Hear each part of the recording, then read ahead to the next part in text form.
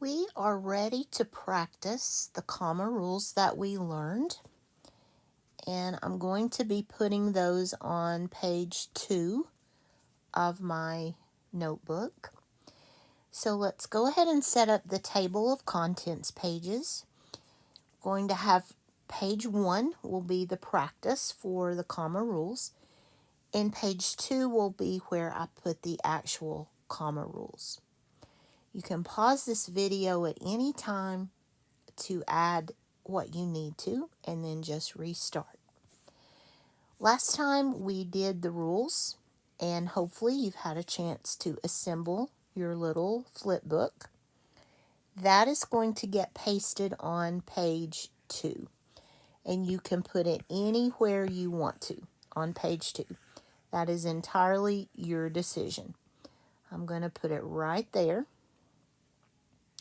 Actually, I'm going to bring it down a little bit because I want to put my title, the skill that we're studying here, will be 9 comma rules. My notebook is just a little bit smaller than yours, so it may look a little bit different. You may have to rearrange. Actually, I'll be the one to have to rearrange, but yours, you can fix it the way you want it to be. On page 1 is where you actually do your practice sentences, so we'll get to those in just a second. And I showed you in my actual notebook picture how I fit that page in there to flip out. So if you're not sure how to put your worksheet in there, refer to that picture. But remember, this side of the page is where the new information comes from. The left side is always where you practice or you do something with the knowledge that you've gained, because that's really the important part. This is the part that really matters. This is the part that your teacher helps you with. So before we get started with the actual rules, there are some things I want to show you. And first of all, I want to show you what a comma looks like. A comma is a punctuation mark that tells the reader to pause. If we were driving and following the rules of the road, this would be a yield sign. It is not a stop sign. You just slow down for a second, pause for a second, but your voice does not come to a full stop. Commas, that word is not to be confused with coma. Those are two different words, comma and coma. Coma means a state of unconsciousness. If a person is in a coma, he or she is unconscious. They're not aware of what's going on around them. So comma has 2 M's, coma has 1 M. Commas are not to be confused with apostrophes. They look the same, but an apostrophe is up higher. And we're going to see some of those with contractions in just a minute. So let's practice writing some sentences and practice our comma rules. The directions say to write these sentences correctly, name the color or colors of the comma rule that applies. Some sentences use more than one rule. Correct capital letters and punctuation marks. Be careful with spelling as you write your sentences. I did not misspell words on purpose. I just want you to be careful as you're copying those words that you practice your spelling. So sentence number 1, I've left out all punctuation and all capital letters. I'm sorry, she said, but I can't make it to the meeting today. I'm is a contraction for I am. I'm sorry, she said. So she is speaking. This is a direct quotation. So bring in those quotation marks. Remember, your comma goes inside the quotation mark if there's not a punctuation mark there. I'm sorry, she said, comma. Open your quotes again because she's still speaking. You do not capitalize the second part. But I always capitalize the word I. I can't, there's an apostrophe, make it to the meeting today. And I am going to have to go to the next line. You may not. I'm trying to save space here as best I can. Full stop and close the quote. I'm sorry, she said, but I can't make it to the meeting today.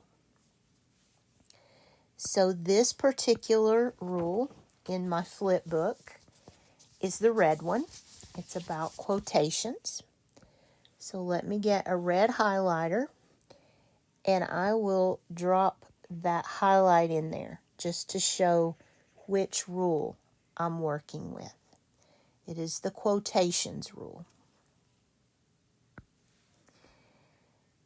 Okay, number 2, and I'm just numbering my sentences. Please, he pleaded, give me one more chance to prove myself. So again, I have a speaker who is speaking directly. Please.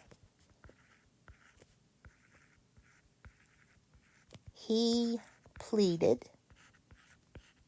So this is more than just basic emotion. Again, you do not capitalize the second part of the quote. Give me one more chance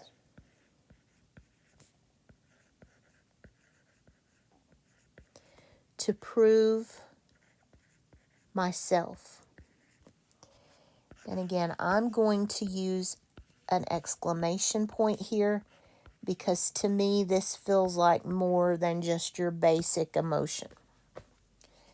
Comma here inside the quote and after pleaded. Again, that is a quotation rule. Number 3. After a long day at work, I decided to treat myself to a relaxing bubble bath. Capitalize the first word of a sentence always. After a long day at work,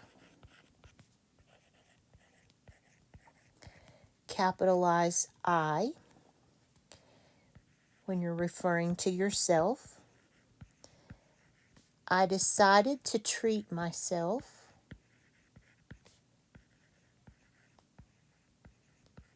to a relaxing bubble bath.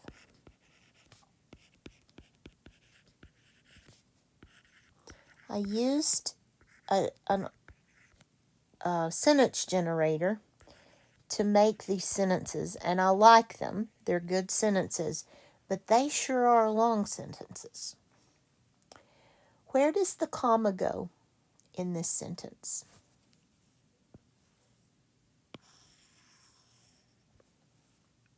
This is an introductory phrase. So this is one of the yellow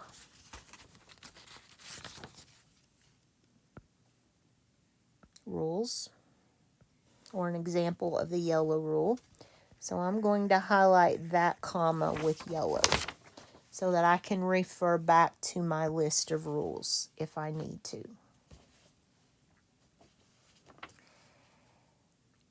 As the sun began to set, the sky painted itself in vibrant shades of orange and pink. As the sun began to set,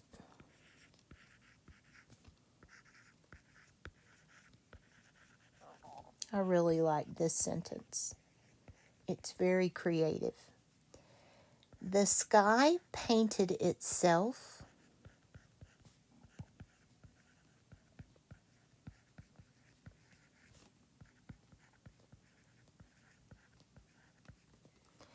in vibrant shades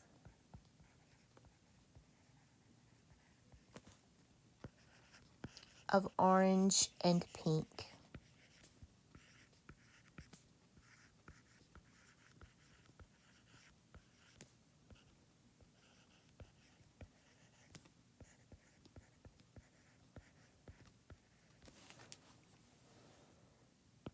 Can you hear where the comma would go? As the sun began to set, the sky painted itself in vibrant shades of orange and pink. It's another one of those introductory phrases. Same rule that we saw before.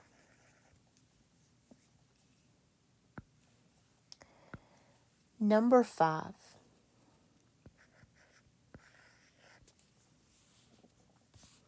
I'm going to run out of space, I'm afraid. Let me try to move this up just a little bit. Again, my notebook is a little bit smaller than yours because I made mine myself and I should have done a better job of measuring. Number 5. Doctor, I'm experiencing sharp pains in my chest. Doctor, I'm experiencing, don't forget your apostrophe in I'm. That doesn't look right. I'm experiencing, I guess it is, sharp pains in my chest. I'm going to use an exclamation point here because if I were having chest pains, that would be strong emotion. The comma goes after doctor because I'm speaking to the doctor. Doctor is the noun of address. So this is one of the purple rules, or refers to the purple noun of address rule.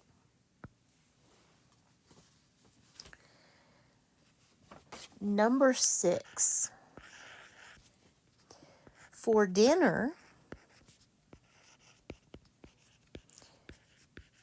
we ordered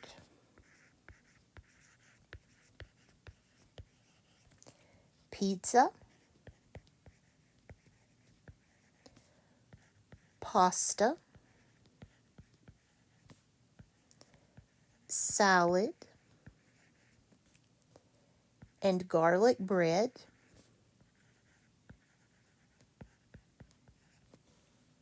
from our favorite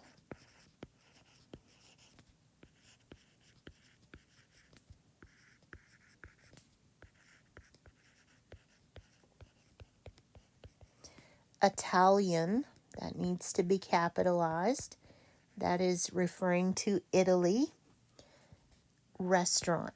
Restaurant is not capitalized, only the proper adjective, Italian. It's like the word English. Full stop. Okay.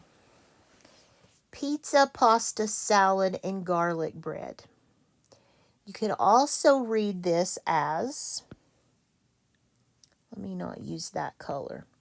You could say pizza, that's one thing. Pasta salad is another thing. And garlic bread is the third thing. But to me, this sounds like pizza is one thing. Pasta is another thing. Salad is another thing. Garlic bread goes together. So I'm thinking we ordered 4 items. That is commas in a series, and that is that very light green color, like the color of a lime. So those are series commas. There is another rule at play here. Did you catch it? For dinner. That is an introductory phrase, and that is one of those yellow rules. So let me highlight that one in yellow. That's an introductory phrase combined with those commas in a series. That one had a lot of comma errors. Number 7. He studied hard,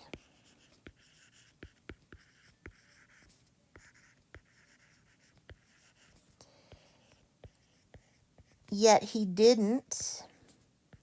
That's a contraction for did not, so you need an apostrophe. Achieve the grade he hoped for.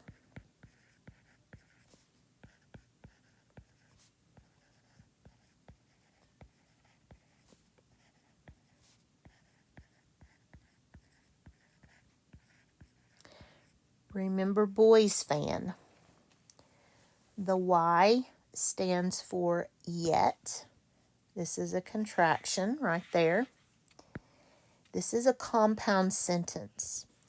He studied hard. He didn't achieve the grade he hoped for. So compound sentence is the orange one.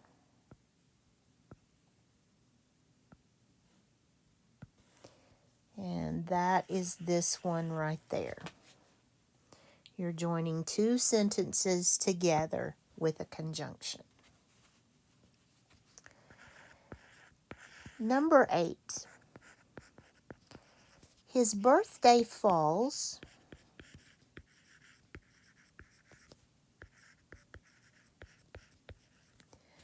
on December 25th,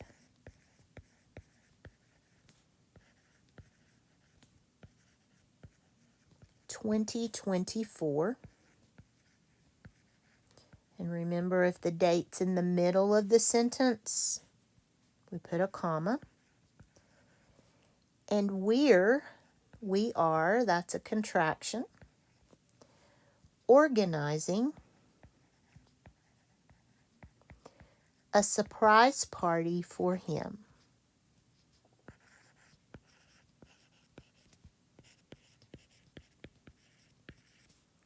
So we have two different rules going on here.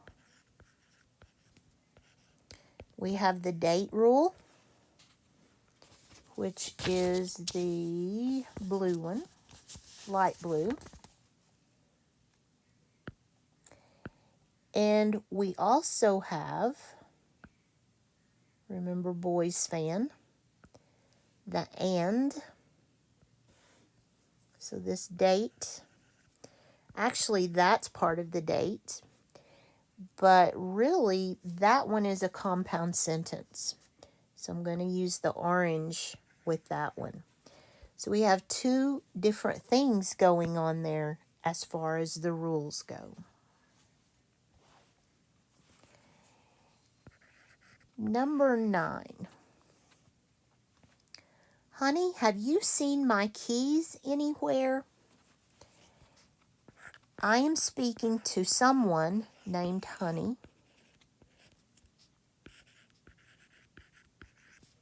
That's a noun of address. Have you seen my keys anywhere? Be careful with this one. It's not a full stop. It is a question. I'm asking a question. And noun of address is purple.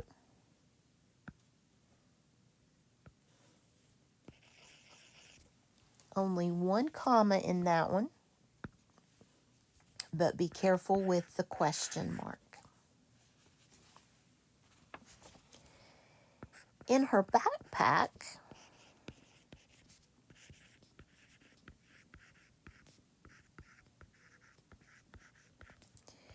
she carried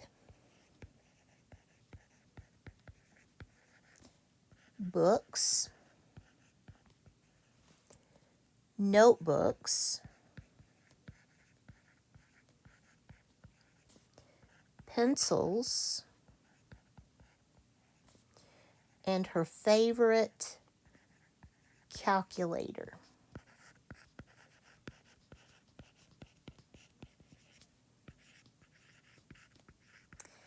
I see two different rules going on here. Don't forget your full stop. Here is an introductory phrase. So there's a comma after backpack. And these are commas in a series. She has more than one item in her backpack. So the commas in series are that lime green color.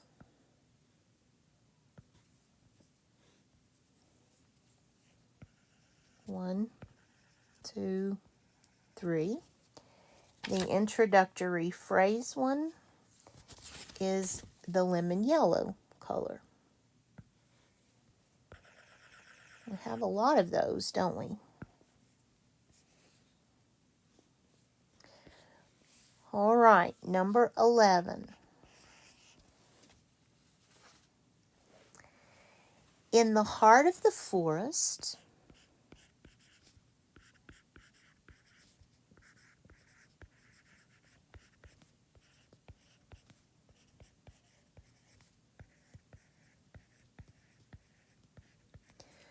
a small cabin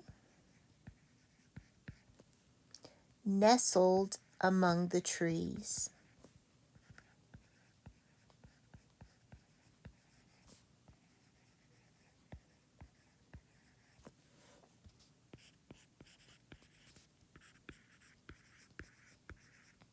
Full stop. And here we have an introductory phrase. In the heart of the forest. And that one I remember is lemon yellow. We have a lot of those intro phrases in these sentences. Number 12. John, could you please pass the salt? John, could you please pass the salt?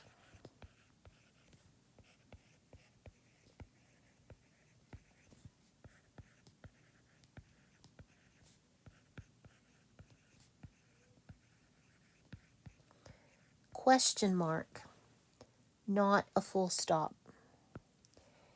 And this one is a noun of address.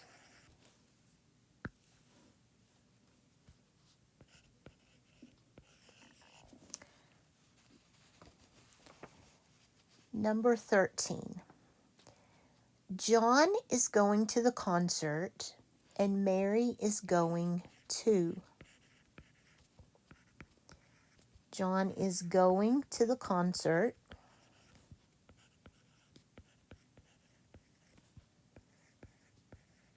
That's one sentence. Boys fan, there's a conjunction, and. Here's the second sentence. That's a compound sentence. And remember when I use the word to mean also, it needs a comma. And don't forget the full stop. John is going to the concert, comma. That is a compound sentence. And then the to is the yes, no, well, to rule. That's dark blue. Almost that navy blue. That is the to.